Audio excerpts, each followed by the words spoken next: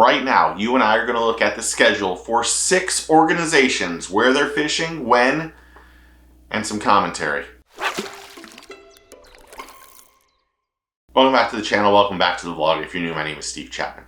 Today, you and I are going to look at 6 organizations and go through where they're going and when. We're going to look at the Elites. We're going to look at the Opens. We're going to look at the Bass Pro Tour, the Pro Circuit, the NPFL, and we're going to look at Dual Threat too. We're going to throw Dual Threat in there because they are paying out $100,000 to the winner of their team series. They deserve to, even though they're new, they deserve to be in this because their payouts are exceptional. They're better than what most people don't realize. And I think they deserve to be acknowledged in this video. Now, we're not sure exactly the full schedule. NPFL has released 5 of their 6. There's also no championship they've told us about for 2025 either, the dates or any of that. So this thing is as good as I can do. That's the best way to put it. I can guess where they're going. They say Central Florida. I think they either need to be on week 1 or week 3 of that March, because it only makes sense, because they're not going to put their schedule or their tournament over the Elites or the Opens if possible. They have catered to the Opens and Elites because there's a lot of elite anglers and a lot of open anglers that participate in their tournaments, and they need those guys. They really do need those big name anglers that have joined the NPFL and come over and made a lot of money. That is crucial for the NPFL. So we don't have their first tournament. And anglers need to decide where their best fit is. Is it with one league over another?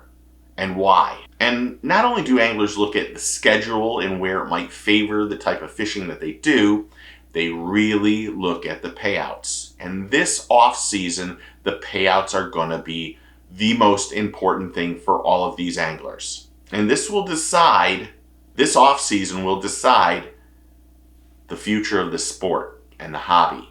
And the anglers need to look at how this affects their family. They also need to look at entry fees, because entry fees are extremely high. You have them roughly about $1,100 for the Elites as of 2025. You have the Opens, which are $2,500 per tournament, and then they jump up to $3,500 for the EQs. You have the BPT, which is $6,425 versus the Pro Circuit, which is now $5,500. You have $5,000 for the Dual Threat, and you have $5,200 per tournament for the NPFL. And I'm going to be honest, I wanted to do this old school. I wanted to show you my visions of grandeur, mind you. I wanted to show you exactly how I did this with an old school map, where I bought the map, really thought it was going to be much bigger, thank you Amazon, and then I went through and marked it all up. Now, I still will use this, but this morning I thought I would make it easier for you by making graphics. And I know what you're saying. Why would you do double work, Steve? It makes no sense. I'm a graphic designer. Doing graphics is as easy as anything I've ever done in my life. So doing graphics is very quick and easy. So I went and downloaded some calendars, and I put them in InDesign and quickly made the schedule that you guys will see. And before we get going, in July, there's not a lot of tournaments. The organizations do cater to what ICAST is doing. And ICAST is July 14th through 17th. So scheduling something on top of that is really not very good, because the anglers come down to Orlando and they come out here and see the new stuff, but they also work for their sponsors. So the middle of July is always off limits to bass fishing tournaments. And as of doing this video, because this is Monday, like the 5th or the 6th, there's a lot of organizations, or really one organization, that's saying to their anglers, you need to get to us as soon as possible. You have less than 2 weeks to tell us if you're in or you're out. And at this point in time, while you don't have the whole schedule out, it isn't fair for to put that ultimatum on the anglers. And I don't know how that's going to play out. And right now, anglers are just finishing the season and working on getting sponsorships for 2026. But what does the schedule look like for 2026 throughout the year? Now, January is interesting. The Bass Pro Tour starts off in January 15th through the 18th. Dual threat fishing goes 21st through the 23rd. They're in Okeechobee. And then comes our first conflict. We have the Opens on Kissimmee, and dual threat is on Kissimmee, but that could change. And that's the 29th through the 31st. In February, our first week of February, we have the Elites on Guntersville, the 5th through the 8th, and then also the Tackle Warehouse Pro Circuit on the Harris Chain, the 6th through the 8th. That week is a back-to-back week for the Bassmaster Elites when they go to Lake Martin on the 12th through the 15th. Now in February, they have the Opens and the BPT on the 19th through 21st and 22nd. They'll go to Sam Rayburn, and the BPTs go to Lake Hartwell. That week is also, the next week is also the Tackle Warehouse Pro Circuit on Santee Cooper. And some of these tournaments conflict with each other. And that's the reason behind this. There are going to be times when anglers need to decide which one to fish and where. Luckily, if it's the Elites or the BPT, those anglers aren't really venturing outside and fishing opposite organizations, excluding the NPFL. But again, the NPFL caters to the elite season. So they do not have any that go over top of each other, which is great. But in March, you have the dual threat fishing is on Lake Eufaula, 5th through 7th, and then the BPT is on Lake Whitney, the 5th through the 8th. And the Classic is that following week. And you don't want to put a tournament on top of the Classic. Just like I don't know if it's right to put a tournament on top of the Red Crest. But these tournament organizations don't talk to each other over the schedule, as much as I know.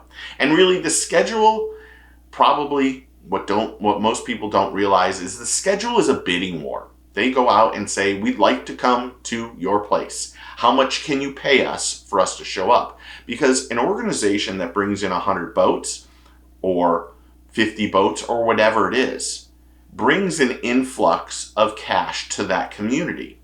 It might not seem like a lot, but like in the Classic, it will be $30+ million that the Classic brings to Knoxville.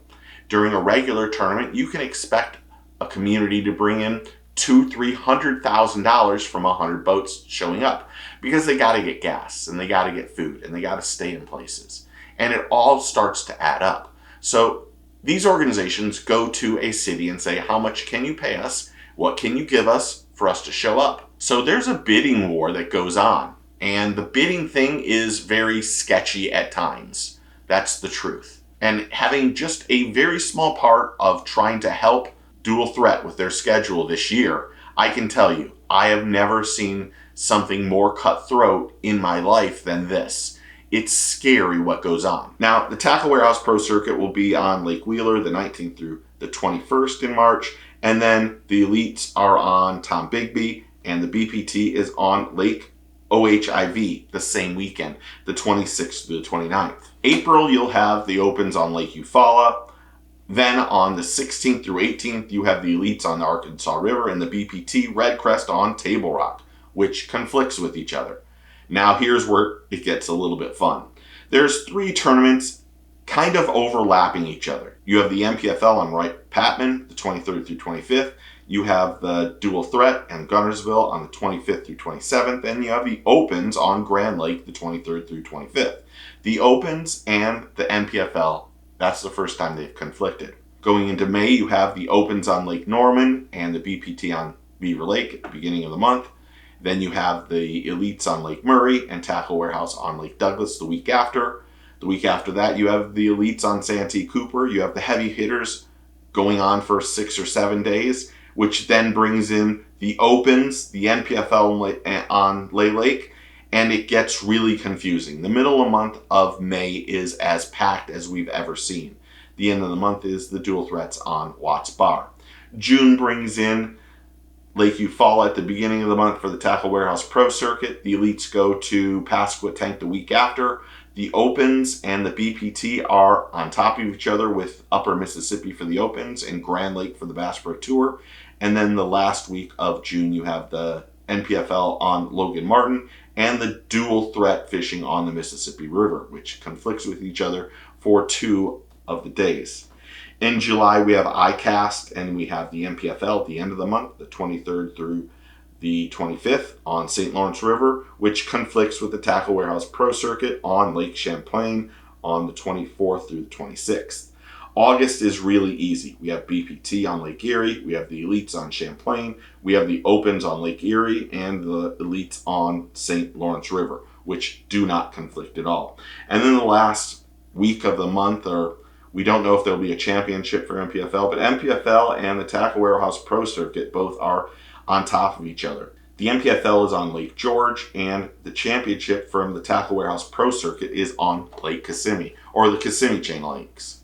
Now the schedule there's a lot of conflicts, and that's why it's important for the anglers to pick which is the best place for them, which place they'll get the most exposure, which place makes where they don't have to be away from their family. And these anglers travel a lot to be successful at being a professional angler, and it takes a lot out of you. It's not something most fans would ever realize. We love fishing. Could we do it? Probably not. There's a select handful that are really successful at being a professional angler. And as we found out, and that we know, the bottom anglers are paying the top anglers, and they are just feasting on them right now. But if you had an opportunity to fish any of those organizations, which one would you pick and why? It's going to be fun in that middle of the year to see who's going where and why. And I think when it comes down to it, I think we're going to see a big increase in the pro circuit this season, or this off season. What the pro circuit has done for payouts is second to none. They will be the second highest paying organization over everybody else. Paying down to $50,000 up to $10,000 will change a lot of anglers' minds. And having a championship really boosts what the Tackle Warehouse Major League Fishing Pro Circuit's going to do. And bringing in Miller Tech is even better. But I'm not a pro angler, thank goodness. But what would you do? If you're a pro angler, which one are you deciding? Because you got to qualify for the Elites and the BPT. That's the whole thing. Is making that move into the major league of Major League Fishing and the BPT and the Elites. Is that something anglers want to do? I don't know. I think they do. But comment below and tell me what you think.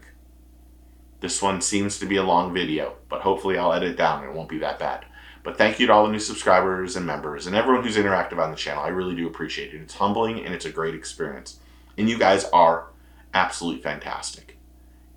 This channel is about you and I. You can have a difference of opinion than me. Doesn't make it bad. It's how you communicate that difference of opinion. So thank you. And keep it up. I really do appreciate everybody. I understand and appreciated the constructive criticism. It's just, we're a good team. That's the truth. This is a great team for a channel, so thank you. But if you're not a subscriber, do me a favor. Click that like, subscribe, and hit that notification bell so you know when the next video drops. Remember, take a kid fishing, tight lines, cheers, and get your fish on.